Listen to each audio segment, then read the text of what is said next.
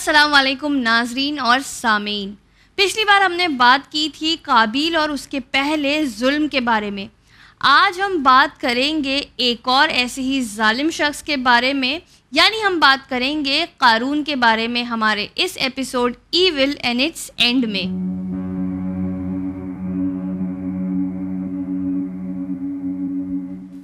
یعنی ایک اور مالدار آدمی جس نے ظلم کیا اور بغاوت کی.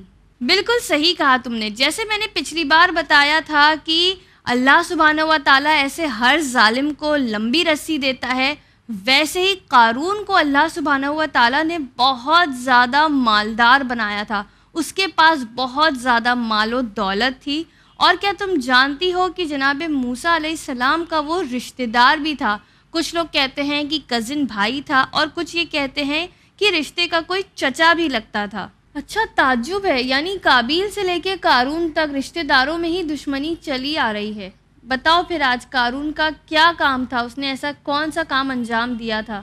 ضرور، جیسا کہ میں نے پچھلی بار بتایا کہ قابیل نے جو ظلم کیا، جو گناہ انجام دیا، وہ تھا حسد کی بنا پر. قارون نے جو گناہ انجام دیا وہ تھا ایروگنس کی بنا پر. یعنی جو قارون تھا وہ بہت ہی ایروگنٹ، بہت ہی زیادہ گھمنڈی تھا، اور یہ گناہ بھی شیطان سے ہی چلا آ رہا ہے. یعنی شیطان نے اس وقت ایروگنس سے کام لیا تھا کہ جب اللہ سبحانہ و تعالیٰ نے کہا تھا کہ جناب آدم علیہ السلام کے سامنے اپنا سر تسلیم کرو یا سجدہ کرو، تب اس نے منع کر دیا تھا یہ کہہ کے کہ میں تو ان سے بہتر ہوں، یہ تو ایک مٹی کا پتلا ہے، میں آگ سے بنا ہوں. تو آپ دیکھ سکتے ہیں ناظرین کہ کس طرح شیطان اپنے اندر کے سارے گناہ اولاد آدم میں ڈالتا جا رہا ہے. ہاں صحیح کہہ رہی ہو. تو پھر قارون کو کس چیز پر اتنا زیادہ گھمنڈ تھا؟ تم نے سنا ہوگا کہ قارون بہت زیادہ مالدار تھا. ہم اس کے دولت کی مثالیں دیتے ہیں کہ کیا قارون کا خزانہ مل گیا ہے اس طرح سے. تو اس کے پاس کتنا مال تھا؟ قارون کے پاس اتنا زیادہ خزانہ تھا، اتنا زیادہ مال تھا کہ صرف اس کے خزانوں کی جو چابیاں تھیں وہ اونٹوں پر لدی ہوتی تھیں. یعنی اونٹ کے اوپر صرف خزانے کی چابیاں، یعنی اس کے پاس ان خزانوں میں جن کی وہ چابیاں ہیں اس میں کتنا مال ہوگا اس چیز کا کوئی اندازہ نہیں لگا سکتا.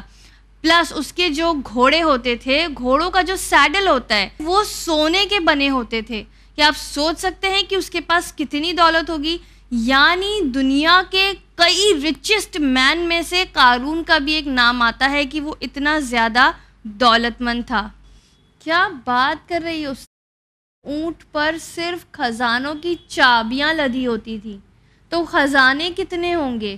تو تم اندازہ لگا ہی سکتی ہو کہ وہ کتنا دولت مند ہوگا اور اس کے پاس کتنی دولت ہوگی. ظاہر ہے اگر کسی انسان کے پاس اتنی دولت ہوگی تو وہ کتنا گھمنڈی ہوگا. بالکل صحیح کہا تم نے. لیکن ہمارا ماننا یہ ہے کہ اگر کوئی دولت مند اور ثروت مند ہوتا ہے تو وہ دولت اسے اللہ سبحانہ و تعالیٰ نے دی ہے. لیکن قارون کا ماننا یہ تھا کہ یہ ساری دولت اس کو اللہ سبحانہ و تعالیٰ نے نہیں دی ہے، بلکہ اس کے خود کے علم کی وجہ سے ہے. کیا تم جانتی ہو کہ قارون اصل میں ایک علم جانتا تھا جو ہوتی ہے الکیمی. الکیمی کیمسٹری کا ایک علم ہوتا ہے جو اس نے جناب موسیٰ علیہ السلام سے ہی سیکھا تھا کہ کسی بھی عام دھاتو کو، یعنی کسی بھی میٹل کو سونے میں بدلا جا سکتا ہے. اور بس جیسے ہی اس نے یہ علم سیکھا وہ ساری چیزوں کو سونے میں تبدیل کرتا گیا اور بہت ہی زیادہ مالدار ہو گیا. تو اس کا یہ کہنا تھا کہ یہ ساری دولت اسے اللہ سبحانہ و تعالیٰ نے نہیں دی ہے، بلکہ یہ ساری دولت اس کی اپنی بنائی ہوئی ہے اور اس کا سارا کریڈٹ اسی کو جاتا ہے. تو اس نے اللہ سبحانہ و تعالیٰ کا انکار کیا. اچھا یہ جناب موسیٰ علیہ السلام اس قارون سے کب ملے؟ فرعون کے واقعے کے پہلے ملے یا فرعون کے واقعے کے بعد میں ملے؟ قارون کو تو جناب موسیٰ علیہ السلام بچپن سے ہی جانتے تھے، اور جب فرعون کے ظلم و جور سے بچنے کے لیے جناب موسیٰ علیہ السلام نے دریائے نیل کو پار کیا تھا ساری قوم کے ساتھ، تب قارون ان میں سے ایک تھا. یعنی قارون جو تھا یہ پہلے اللہ سبحانہ و تعالیٰ پر جو کہتے ہیں یقین رکھتا تھا، ایمان رکھتا تھا، اور یہ توریت کی بہت ہی زیادہ اچھی آواز میں تلاوت بھی کرتا تھا کہ لوگوں کو اس کی توریت کی تلاوت بہت پسند تھی. لیکن اس کے بعد جب یہ اس طرف آ گیا تب یہ بہک گیا اپنے مال اور دولت کی وجہ سے۔ پھر کیا ہوا؟ جناب موسیٰ علیہ السلام نے کیا کیا؟ پھر جناب موسیٰ علیہ السلام نے چاہا کہ کیونکہ قارون ان کا رشتہ دار ہے تو وہ کسی طرح اس کی ہدایت کر دیں اور اسے راہ راست پر واپس لے آئیں، لیکن قارون تو اپنے گھمنڈ میں چور تھا۔ جب اسے یہ پتا چلا کہ جناب موسیٰ علیہ السلام نے اپنے بعد جناب ہارون علیہ السلام کو اپنا خلیفہ یا اپنے بعد اپنا جانشین مقرر کر دیا ہے تو یہ بات وہ برداشت نہیں کر سکا، اور وہ بہت زیادہ غصے میں جناب موسیٰ علیہ السلام کے پاس آیا اور کہنے لگا کہ آپ نے ہارون کو کیوں اپنا جانشین بنایا ہے جبکہ میں بہتر ہوں؟ اگر اللہ سبحانہ و تعالیٰ نے آپ کو نبوت سے نوازا ہے تو مجھے دولت سے نوازا ہے، اور اسی لیے مجھے آپ کے بعد خلیفہ ہونا چاہیے، اور میں آپ دونوں سے زیادہ بہتر توریت کی تلاوت بھی کرتا ہوں۔ لیکن جناب موسیٰ علیہ السلام نے اسے کہا کہ یہ فیصلہ میرا نہیں ہے، میرے بعد میرا جانشین اللہ سبحانہ و تعالیٰ نے ہی جناب ہارون کو مقرر کیا ہے۔ تب اس نے کہا کہ اس بات کو ثابت کرو۔ تو کیا جناب موسیٰ علیہ السلام اس بات کو ثابت کر پائے؟ اور کیا قارون اس بات سے کنونس ہوا یا راضی ہوا؟ بے شک وہ اللہ سبحانہ و تعالیٰ کے نبی تھے، انہوں نے اس بات کو ثابت کیا۔ انہوں نے قارون سے کہا کہ تم اپنی چھڑی، جو سٹاف ہوتی ہے ہاتھ میں لوگوں کے، لکڑی کی ہوتی ہے وہ یہاں پر رکھ دو، اور جناب ہارون سے بھی یہی کہا کہ آپ بھی اپنی چھڑی، اپنی جو سٹاف ہے وہ یہاں پر رکھ دیں، اور پھر کہا کہ کل دیکھیں گے ہم لوگ کہ اس کا کیا ہوتا ہے۔ اور پھر وہ دونوں رات بھر اپنی چھڑی وہیں رکھتے ہیں، اور جب اگلے دن جناب موسیٰ، جناب ہارون اور قارون وہاں آتے ہیں تو وہ دیکھتے ہیں کہ جناب ہارون کی جو چھڑی تھی وہ اس میں ہریالی اگائی ہے اور وہ ہری ہو چکی ہے، وہیں قارون کی جو چھڑی تھی وہ ویسے ہی سوکھی ساکھی تھی اور اس میں کوئی فرق نہیں آیا۔ اب رہی تمہارے کنونس کا سوال، کیا ایسے گمراہ لوگ بھی کبھی کنونس ہوتے ہیں؟ اس نے بس یہی کہا یہ دیکھنے کے بعد کہ یہ تو موسیٰ کی کوئی جادوئی ٹرک ہے اور یہ جادو سے زیادہ کچھ نہیں، اور یہ سب دیکھنے کے باوجود بھی وہ راضی نہیں ہوا اور اس کا ظلم، جور اور گھمنڈ یوں ہی جاری رہا۔ بالکل، بلکہ اس کے بعد وہ جناب موسیٰ علیہ السلام کو نیچا دکھانے کے لیے اس طرح سے لوگوں میں نکلتا کہ 70,000 لوگ اس کے ساتھ نکلتے، ہر کوئی لال لباس اور سفید گدھے پر بیٹھے ہوئے، اور سارے جو لوگ تھے ان کے گھوڑوں پر سونے کے سیڈلز لگے ہوئے، جس سے کہ جو دوسرے لوگ ہیں ان کے دل میں اللہ سبحانہ و تعالیٰ کے لیے شک و شبہات پیدا ہو جائے کہ اللہ نے اس کو کتنا نواز رکھا ہے، اور جناب موسیٰ کو کہیں نہ کہیں انفیریورٹی کمپلیکس ہو جائے۔ اتنا بڑا وہ اپنے دولت کا دکھاوا کرتے ہوئے اتنے بڑے گروپ کے ساتھ نکلتا، اور پھر کہیں نہ کہیں وہ لوگوں کو بہکانے میں کامیاب بھی ہو رہا تھا۔ لوگ قارون کو دیکھ کے یہ سوچتے کہ کاش ہم بھی اتنے مالدار ہوتے، اور قارون کو اللہ نے کتنے خوش نصیبوں میں سے بنایا ہے کہ اس کے پاس اتنی مال و دولت ہے۔ پھر یہ قارون اپنے انجام کو کیسے پہنچا؟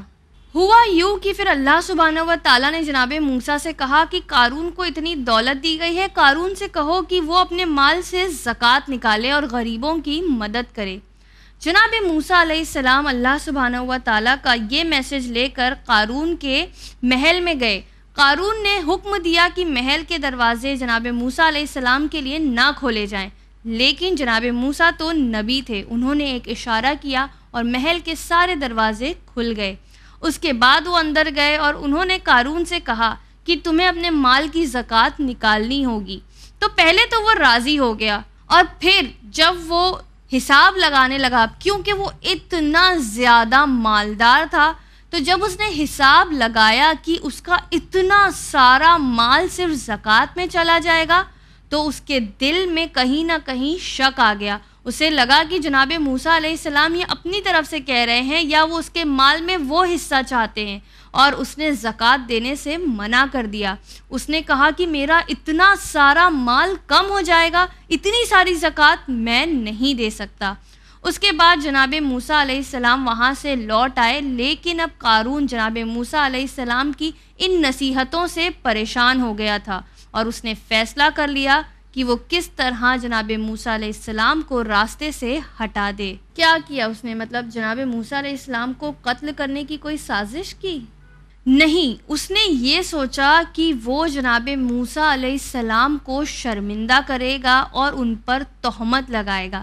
یعنی قارون نے سب سے پہلے تو گھمنڈ سے کام لیا، ایروگنس سے کام لیا، اس کے بعد اس نے لوگوں کو بہکانے کی کوشش کی کہ لوگ بھی اللہ سبحانہ و تعالیٰ سے ایمان ہٹا دیں۔ پھر اس نے جو اللہ کی طرف سے جو نبوت ملتی ہے اس پر شک کیا اور خلافت خود پانا چاہی، اور آخر میں اس نے ایک ایسا کام کیا جس کے بعد وہ اپنے انجام کے نزدیک آ گیا۔ اس نے جناب موسیٰ علیہ السلام پر تہمت لگانے کی کوشش کی۔ اس نے وہاں کی رہنے والی ایک جسم فروش عورت یعنی ایک پروسٹیٹیوٹ جو بہت ہی خوبصورت تھی، اسے پیسے دیے اور اسے کہا کہ جب جناب موسیٰ علیہ السلام لوگوں کے درمیان تبلیغ کر رہے ہوں تب سب کے سامنے تمہیں کہنا ہے کہ جناب موسیٰ علیہ السلام نے تمہارے ساتھ بدفعلی کی ہے۔ اچھا، پھر کیا ہوا؟ کیا اس عورت نے وہ گواہی دی اور کیا لوگ اس کی گواہی میں یقین کرنے لگے، ماننے لگے اس کی گواہی کو؟ پھر کیا تھا؟ قارون وہی اپنا سارا مال دولت اپنے لوگ لے کر آیا اس جگہ پر جہاں پر اس نے اس عورت کو آنے کے لیے کہا تھا، اور جناب موسیٰ سے آ کے کہنے لگا کہ آپ کچھ نصیحتیں کریے۔ جناب موسیٰ علیہ السلام ایک اونچائی پر جا کے کھڑے ہوئے اور وہ لوگوں کو نصیحتیں کرنے لگے کہ چوری کرنے سے یہ سزا ہوتی ہے، اس گناہ کی یہ سزا ہوتی ہے۔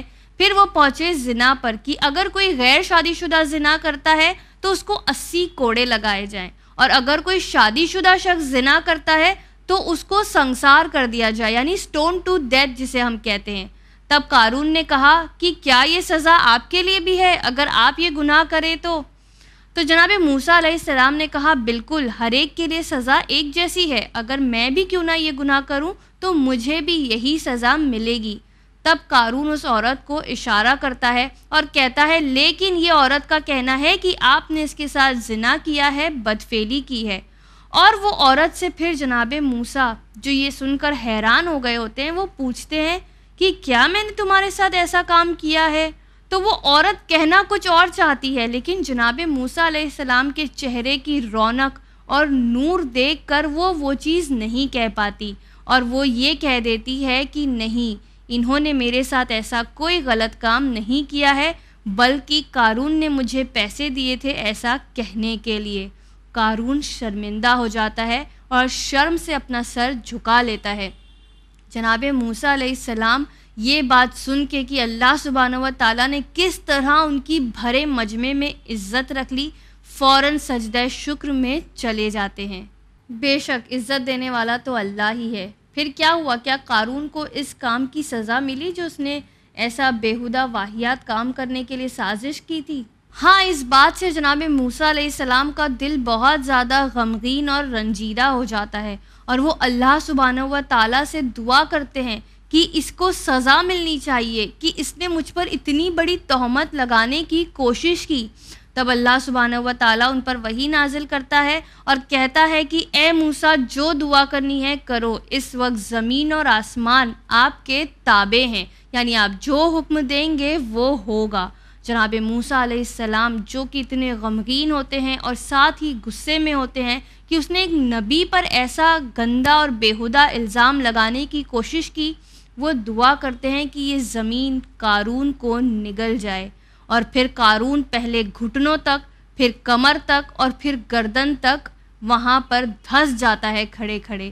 تب لوگ خوش ہوتے، لوگ کہتے ہیں کہ اچھا ہے، یہ اگر مر جائے گا تو ساری اس کی دولت ہم لے لیں گے۔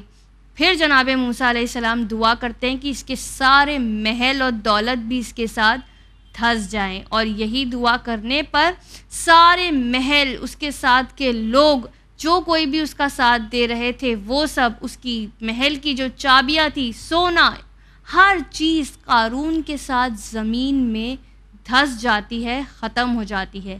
یعنی جس دولت پر وہ اتنا ناز کیا کرتا تھا، جس دولت پر اسے اتنا گھمنڈ تھا، ایسے وقت پر وہ دولت اس کے کام نہیں آئی، بلکہ اس کو موت سے بھی نہیں بچا سکی۔ کیا اس کا مطلب ہم یہ نکال سکتے ہیں کہ قارون آج بھی کہیں زمین میں دھسا ہوا ہے اور زندہ ہے؟ ہاں، بس روایت میں ہمیں اتنا ہی ملتا ہے، لیکن یہاں پر امپورٹنٹ چیز یہ ہے کہ اتنا مال و دولت ہونے کے باوجود بھی قارون کے ہاتھ کیا آیا؟ کچھ بھی اس کے ہاتھ نہیں آ سکا۔ نہ اسے وہ مال و دولت حاصل ہوا، نہ ہی اسے کچھ اور ملا، بلکہ آج زمین میں نہ جانے کتنے فیٹ اندر اپنے محلوں اور اپنے مال و دولت کے ساتھ دھسا ہوا ہے۔ اور جیسے کہ ہم ہمیشہ کہتے ہیں کہ برے کام کا برا نتیجہ، یعنی جو برے کام کرتے ہیں ان کا انجام بھی برا ہی ہوتا ہے۔ ایسی کہانیاں سن کے میرا تو ایسی سٹوریز سننے کے بعد ایمان اور بڑھ جاتا ہے کہ برے لوگوں کے ساتھ کبھی اچھا نہیں ہو سکتا، ورنہ ہم اکثر دیکھتے ہیں کہ سارے جو بھی دولت مند لوگ ہیں وہ اتنا ظلم کر رہے ہیں لیکن پھر بھی ان کی زندگی بہت اچھی ہے۔ لیکن ایسی سٹوریز ہمیں ایک ہوپ دیتی ہیں، اور یہ بہت ہی ایک ڈیٹیل سٹوری تھی، مجھے بہت پسند آئی۔ اگلی سٹوری ہم کون سی کریں گے؟ ضرور، میں اگلے ہفتے ایک اور انٹرسٹنگ سٹوری لے کر آؤں گی جس میں ہم ایسے ہی ویلنیس کیریکٹرز کے بارے میں بات کریں گے کہ جن کو ان کے مال و دولت کے یا ان کے ظلم و جور نے کوئی فائدہ نہیں پہنچایا۔ ابھی مجھے دیجیے اجازت، اور اگر آپ کو ہمارا یہ ایپیسوڈ اچھا لگتا ہے تو دیکھتے رہیے ہمارے ایول اینڈ اٹس اینڈ کے ایپیسوڈز کو اور ہماری حوصلہ افزائی کرتے رہیے۔ شکریہ، خدا حافظ۔